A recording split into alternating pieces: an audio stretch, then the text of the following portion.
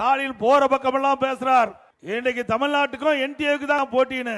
திரு ஸ்டாலின் அவர்களே, இதுல தமிழ்நாட்டில் நடக்கிற தேர்தல், தமிழ்நாட்டில் யார் ஆட்சிக்கு வர வேணும், யார் ஆட்சி அகற்றப்பட வேண்டும் என்கிற தேர்தல். இது சட்டமன்ற தேர்தல் தானே? சொல்லுங்க, சட்டமன்ற தேர்தல் தானே? ஆனா முதலமைச்சர் ஸ்டாலினுக்கு அது கூட ஞாபகம் இல்ல. இன்னைக்கு பெரும்பாலும் பேசிக்கிறாங்க கட்சியை சேர்ந்த நிர்வாகிகளே, திரு ஸ்டாலினுக்கு அடிக்கடி மறதி அதிகமாகி போயிட்டுதுன்னு. அந்த மறதி அதிகமான காரணத்தினாலதான் தமிழ்நாட்டில் யார் ஆட்சிக்கு வர வேண்டும், இன்னைக்கு தமிழ்நாட்டில் நடைபெற்ற சட்டமன்ற பொது தேர்தல் இன்னும் அடுத்த மாசம் அறிவிக்க இருக்கிறாங்க.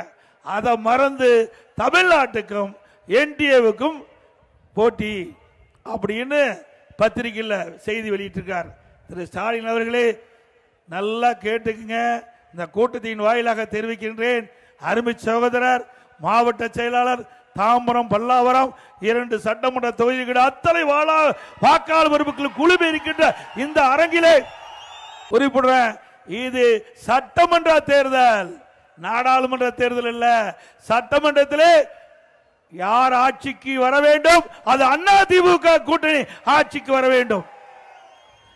அதிமுக தலைமையில் இருக்கின்ற கூட்டணி வெற்றி பெற்று பெரும்பான்மையோடு அதிமுக ஆட்சி அமைய வேண்டும். அதற்காக நடக்கின்ற தேர்தல். மத்தியிலே யார் ஆட்சிக்கு வர வேண்டும் என்கிற தேர்தல் அல்ல. அந்த தேர்தல் 2024ஆம் ஆண்டு முடிந்து விட்டது. இப்பொழுது சட்டமன்ற பொது தேர்தல் என்பதை நீங்கள் ஞாபகத்தில் வைத்து பேசுங்கள்.